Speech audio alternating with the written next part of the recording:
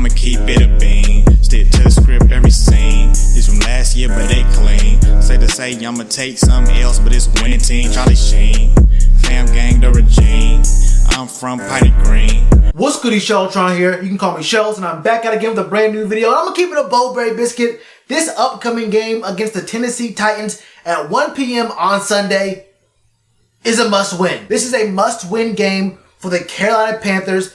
If the Panthers want to make it to the playoffs this year, you have to win these games. These games against teams who are, let's face it, not the harder opponents on the remainder of our schedule. I mean, let's face it, we have teams like the Packers, we have the Saints twice, we have the Seahawks, and even the Colts, who are looking a lot better than I expected under Jacoby Brissett. Games against the Falcons, we have 2 games against them, and against the Titans, and even the Colts. Those are must-wins because we do not have very many losses that we can really give up. You've been hearing it for a while now from me. 10-6 might make the playoffs in the NFC this year, but that depends on tiebreakers, which would include the Packers and the Seahawks being around that 10-6 range. If you want to make the playoffs for sure, you have to be 11-5, and with 3 losses already on our record, you can't lose to teams like the Titans. Now, I'll get to this in a little bit later, but the Titans are actually a pretty decent team. They're 4-4. They've won some good games, and they're always a pretty solid to decent team. Around that 7-9, 9-7 mark, you wouldn't be surprised if they went 10-6, but you also wouldn't be surprised if they went 6-10. They're a decent, solid squad, but you do not want to lose games against the Titans. Now with our schedule being what it is, now with our record being what it is, and we know what happened last year. After getting them points put on our head by the Steelers, we went on a downward spiral. 7 games. 7 games. And I know just about every single Panthers fan, not just about, every single Panthers fan definitely remembers that. And that's kind of in the back of their mind like, wait, last year we got blown out and the whole team just disintegrated. This year we're getting blown out and we have some pretty tough games ahead of us.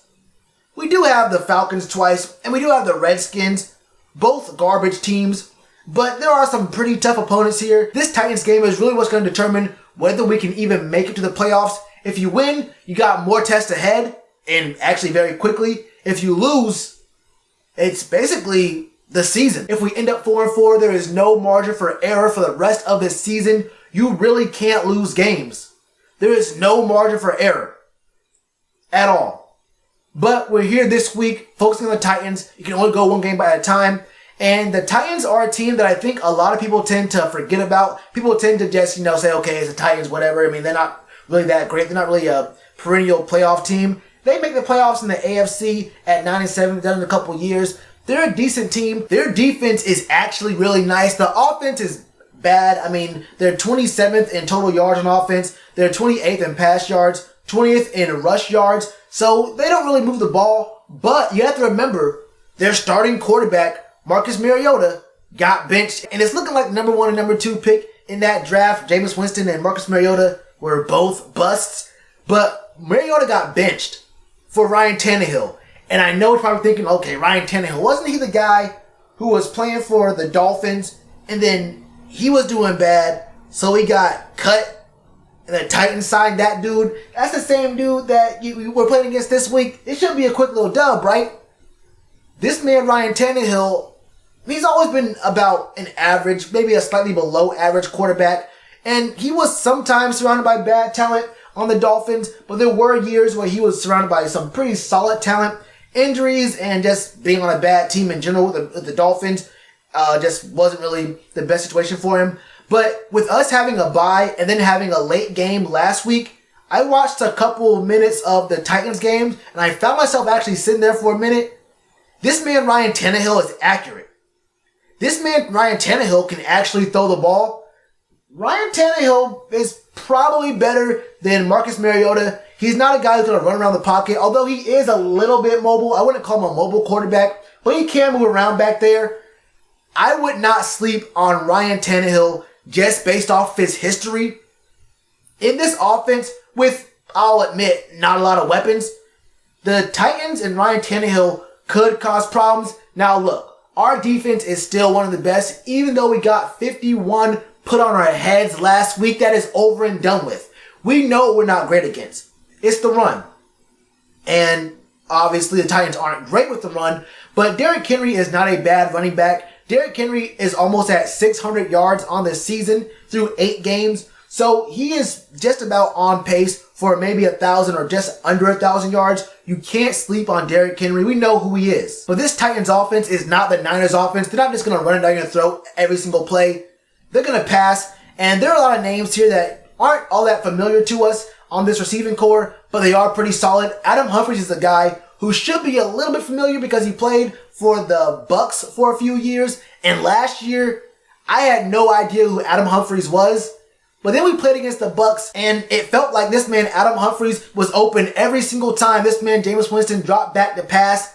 Adam Humphries had a pretty decent day against us last year. I don't know if it was the first game against the Bucks or the second, but he was actually pretty solid. He's been pretty solid this year. There's no real, superstar in this receiving core, but they're all pretty solid in their own right. You can't forget about Corey Davis, who's been coming up. Jonnu Smith had a pretty good game last week. So you really can't sleep on this receiving core. But if we're going to be real here, our defense is solid enough to handle that. If we do what we have to do, I'm not worried about that at all.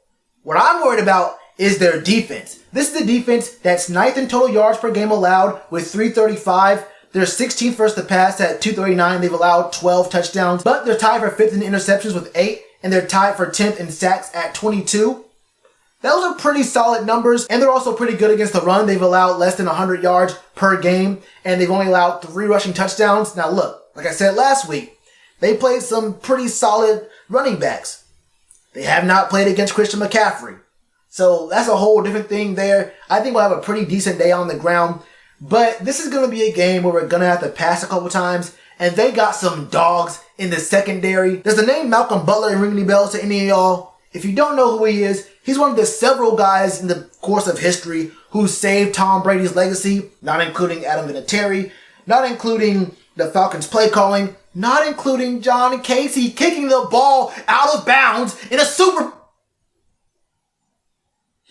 Malcolm Butler's on this team. There's also Logan Ryan, who's actually a dog out there. Not only is this guy good in coverage, this man gets sacks. Logan Ryan is a cornerback who has 3.5 sacks and has 11 passes defended already this season. This man, Logan Ryan, is actually disgusting. His highest in his career was 14 passes defended in a season. We're 8 games in. He already has 11, and he has 3 picks. 3 picks, 3.5 sacks, 11 passes defended.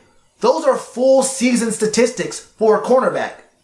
And we're only 8 games in. Logan Ryan is the truth. So it's not just the front 7 you got to worry about, and there are guys in the front 7 you have to worry about. And luckily for us, this guy, Harold Landry, who has 5 sacks in the season, he has a shoulder injury, and I think he was limited in practice yesterday. So I don't know exactly whether he's going to be playing on Sunday or not. You got to keep an eye out for that. This is a defense that can get to the quarterback. And this is a defense that's going to try that left side of the Panthers' O-line. Dennis Daly gonna have to put in some work. As we see right now, Greg Little will probably not be playing. He's been DNP for the last 2 days for practice. I don't see this man, Greg Little, coming back anytime soon. I've heard he's been off on the sideline for some practices. I don't care about that. Unless you're actually playing, I don't see he's not coming back this week. Probably back next week. I don't know what's gonna happen with that. But we're gonna have to see Dennis Daly put in some work. And it's a really good thing that Chris Manhurst is back now, because we may need some help on that left side.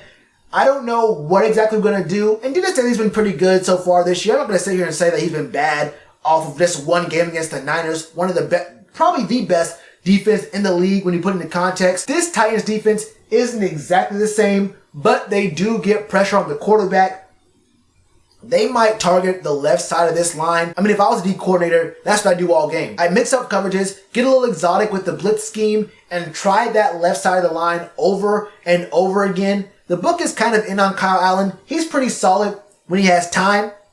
But when you pressure him, you might be able to get him to throw something up. You might catch him patting the ball, staring downfield, and getting a sack. And early on in the season, for a good stretch of games, he was good for a fumble or two every single game. We haven't seen that in the last couple, but that is still on coordinators' minds. Get the ball out of Kyle Allen's hands. And that should be the game plan for us as well on offense. Get the ball out of Kyle Allen's hands quickly, and not just by focusing on Christian McCaffrey on these checkdowns, We have to be a little bit more creative on offense. We saw what the Niners did on offense, getting real creative with running schemes and whatnot. We have the talent on our offense to do those same things. We saw Deebo Samuel get some handoffs. Why can't Curtis Samuel do that? Why can't DJ? Why can't we bring in Reggie Bonifant? Why can't, we drafted the guy in the 5th round. Is Jordan Scarlett bad? I don't know. Is he suddenly bad now? Has he touched the field at all? I mean, I don't understand what's going on. Why have we not seen Reggie Bonifant? Why have we not seen Jordan Scarlett? These are guys who can contribute, at the very least, take a few snaps away from Christian McCaffrey so he doesn't have so much wear and tear on his body throughout these games. They can be pretty solid guys who come in. I'm not saying do a 50-50 snap share, but these are guys who can contribute, who can add value to the team, and possibly even Reggie Bonifant can be part of the passing game. We haven't really seen Greg Olsen be a really strong part of the offense. We haven't really seen this man, Ian Thomas, get in at all. I've heard he's not that great at blocking. I've seen Ian Thomas be really good at blocking both last year and early on this year. I'm not sure where those reports are coming from because he hasn't really played any snaps this year. But even if he's not blocking, can he go out on a route? Can he not run a route? Can he not catch the football? What does that have to do with blocking? I don't know. We have to do something with this pass game because it's not working right now. Kyle Allen is clearly a backup, not a QB of the future, but that does not mean you cannot pass the ball with him. That does not mean you have to just sit there and hand the ball off to Christian McCaffrey every single down. This is a really good secondary, really good pass rush. That does not mean they're perfect. We can't do anything against them.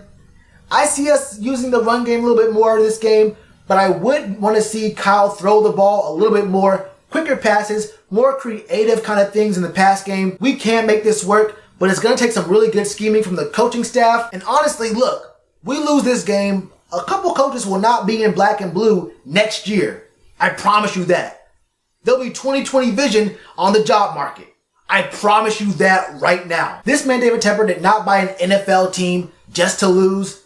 He's seen what's going on here. He saw what happened last year. He's looking at what's happening this year. He will make a move if we look bad. So, we gotta look good.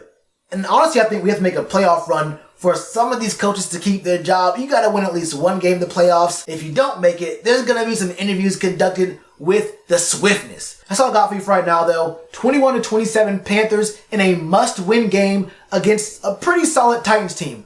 What are your thoughts? Let me know your stat predictions, score predictions, all that in the comments below. And you already know what to do with that like button. Cheers to you, appreciate the chance. Been told y'all I been the man. Been told y'all I had the gift. Tell a friend to tell a friend. Real ones gonna recommend. Count this as another win.